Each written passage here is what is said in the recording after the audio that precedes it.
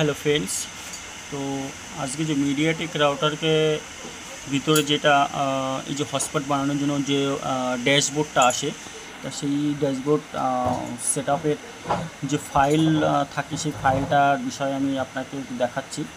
তো দেখতে পাচ্ছেন আমাদের ওয়াইফাই জোন হটস্পট, ঠিক আছে। তা এখানে আপনারা ইউজার পাসওয়ার্ড দিয়ে এই হটস্পট কানেক্ট করতে পারবেন।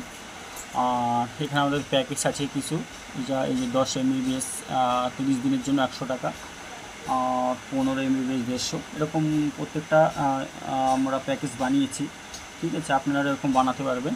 আর এই ফাইলটা কাউর যদি প্রয়োজন হয় তাহলে আমাদের সাথে কন্ট্যাক্ট করতে পারেন।